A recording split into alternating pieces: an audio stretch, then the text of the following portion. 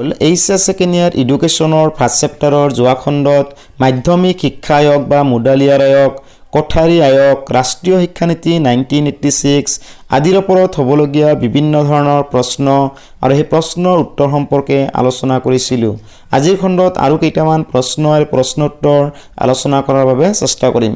আজিৰ প্ৰথম প্ৰশ্নটো হ'ল অসমত প্ৰথম বিশ্ববিদ্যালয় গুৱাহাটী বিশ্ববিদ্যালয় কিমান চনত স্থাপন কৰা হয়? উত্তৰ 1948 চনত অসমত প্ৰথম বিশ্ববিদ্যালয় গুৱাহাটী বিশ্ববিদ্যালয় স্থাপন কৰা হয়। গতিকে ছাত্ৰ ছাত্ৰীসকল মনত ৰাখিবা অসমত প্ৰথম বিশ্ববিদ্যালয়টোৰ নাম কি আছিল? যে অসমৰ প্ৰথম বিশ্ববিদ্যালয়টোৰ নাম হ'ল গুৱাহাটী বিশ্ববিদ্যালয় বা গুৱাহাটী ইউনিভাৰ্চিটি। এই ইউনিভাৰ্চিটি কিমান চনত স্থাপন কৰা হৈছিল? 1948 চনত স্থাপন কৰা হৈছিল। দ্বিতীয় প্ৰশ্ন, অসম মাধ্যমিক শিক্ষা আইন কেতিয়া প্ৰৱৰ্তন কৰা হয়? উত্তৰ 1961 চনত অসম মাধ্যমিক শিক্ষা আইন প্ৰৱৰ্তন কৰা হয়। অসম মাধ্যমিক শিক্ষা বোৰ্ড কিমান চনত গঠন কৰা হয়? উত্তৰ 1962 চনত অসম মাধ্যমিক শিক্ষা বোৰ্ড গঠন কৰা হয়। অসম উচ্চতৰ মাধ্যমিক শিক্ষা সংসদ বা Assam higher secondary education council কেতিয়া গঠন কৰা হয়? উত্তৰ 1984 চনত অসম উচ্চতৰ মাধ্যমিক শিক্ষা সংসদ গঠন কৰা হয়। ছাত্ৰ ছাত্ৰীসকল আমি 4টা 1 নম্বৰৰ প্ৰশ্ন আৰু প্ৰশ্নোত্তৰ আলোচনা কৰিলোঁ। এই 1 নম্বৰৰ 4টা প্ৰশ্নৰ সহায়ত তুমি এটা দীঘল প্ৰশ্নৰ উত্তৰ লিখিব পাৰিবা। ধৰা হ'ল পৰীক্ষাত তোমালোকক প্ৰশ্ন সুধিল প্ৰাক স্বাধীনোত্তৰ কালৰ অসমৰ মাধ্যমিক শিক্ষাৰ বিকাশ সম্পৰ্কে চমুকৈ আলোচনা কৰা। তেনে উত্তৰটো তোমালোকে এনেদৰে লিখিব পাৰিবা। স্বাধীনতা লাভৰ পিছৰ কালছোৱাত অসমৰ মাধ্যমিক শিক্ষা আধুনিকীকৰণ কৰাৰ বাবে বিভিন্ন ধৰণৰ ব্যৱস্থা গ্ৰহণ কৰা হয়। 1948 চনত অসমত প্ৰথম বিশ্ববিদ্যালয় গুৱাহাটী বিশ্ববিদ্যালয় স্থাপন কৰা হয় আৰু লগে লগে অসমৰ মাধ্যমিক শিক্ষাৰ ভাৰ গ্ৰহণ কৰে গুৱাহাটী বিশ্ববিদ্যালয়ে। ইয়াৰ পিছত ভাৰত চৰকাৰে মাধ্যমিক শিক্ষা আয়োগ বা মুডালিয়াৰ আয়োগ গঠন কৰি দিয়ে। এই আয়োগে শিক্ষাৰ লগত জড়িত বা শিক্ষাৰ লগত দেখা দিয়া সমস্যাসমূহ দূৰ কৰাৰ বাবে বিভিন্ন ধৰণৰ ব্যৱস্থা গ্ৰহণ কৰাৰ বাবে পৰামৰ্শ দিয়ে। আৰু সেই মৰ্মে 1962 চনত অসম মাধ্যমিক শিক্ষা বোৰ্ড স্থাপন কৰা হয়। এইবোৰৰ উপৰিও ভাৰত চৰকাৰে কোঠাৰী আয়োগ গঠন কৰে।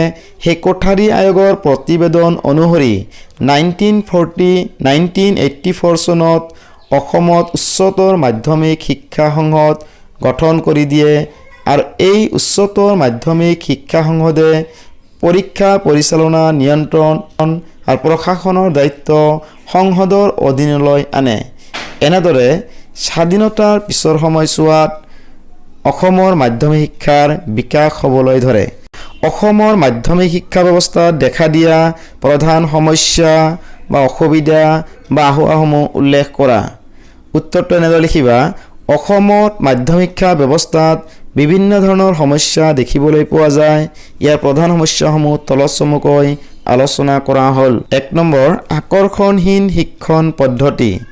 অসমৰ মাধ্যমিক বিদ্যালয়সমূহত ব্যৱহৃত হোৱা শিক্ষা পদ্ধতিসমূহ আকৰ্ষণীয় নহয়। অৰ্থাৎ যি পদ্ধতিৰে আমি ছাত্ৰ ছাত্ৰীসকলক শিক্ষা প্ৰদান কৰোঁ সেই পদ্ধতিটো আকৰ্ষণীয় নহয় বাবে ছাত্ৰ ছাত্ৰীসকল শিক্ষাৰ প্ৰতি আগ্ৰহ প্ৰকাশ নকৰে। 2 নম্বৰ, প্ৰশিক্ষণপ্ৰাপ্ত শিক্ষকৰ অভাৱ। অসমৰ মাধ্যমিক শিক্ষাৰ আন এটা উল্লেখনীয় সমস্যা হৈছে প্ৰশিক্ষণপ্ৰাপ্ত শিক্ষকৰ অভাৱ।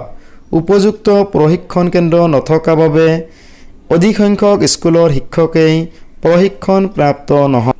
উপযুক্ত আহিলাৰ অভাৱ। অসমৰ বহুতো মাধ্যমিক বিদ্যালয়ত উপযুক্ত সা সৰঞ্জাম শৈক্ষিক সঁজুলিৰ অভাৱ পৰিলক্ষিত হয়। ফলস্বৰূপে আশানুযায়ী মাধ্যমিক শিক্ষাই আগবাঢ়িব পৰা নাই। বৃত্তিমুখী শিক্ষাৰ অভাৱ। অসমৰ মাধ্যমিক স্তৰৰ শিক্ষাত বৃত্তিমূলক শিক্ষাক সম্পূৰ্ণৰূপে আওকাণ কৰা দেখা যায়। গতানুগতিক শিক্ষাই ছাত্ৰ ছাত্ৰীসকলৰ জীৱনৰ সমস্যা যিহেতু সহজে সমাধান কৰিব নোৱাৰে, সেইকাৰণে মাধ্যমিক শিক্ষাৰ ক্ষেত্ৰত বৃত্তিমুখী শিক্ষাৰ ওপৰত অধিক গুৰুত্ব দিব লাগে। ভিন্ন মানদণ্ডৰ শিক্ষা ব্যৱস্থা। অসমৰ মাধ্যমিক শিক্ষা ব্যৱস্থাৰ আন এটা দোষ হৈছে ভিন্ন মানদণ্ডৰ শিক্ষা ব্যৱস্থা। কাৰণ অসমত চৰকাৰী আৰু বেচৰকাৰী বিদ্যালয়সমূহৰ শিক্ষা ব্যৱস্থা একে নহয়। দুয়োটাৰ শিক্ষা ব্যৱস্থাৰ মাজত ব্যাপক পাৰ্থক্য দেখিবলৈ পোৱা যায়।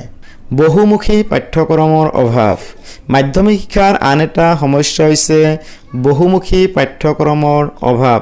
বহুমুখী পাঠ্যক্ৰমৰ অভাৱৰ বাবে ছাত্ৰ ছাত্ৰীসকলে নিজৰ পচন্দ, নিজৰ ৰুচি অভিৰুচি মতে শিক্ষা গ্ৰহণৰ পৰা বঞ্চিত হ'বলগীয়া হয়। আন্তঃগাঁথনিৰ অভাৱ।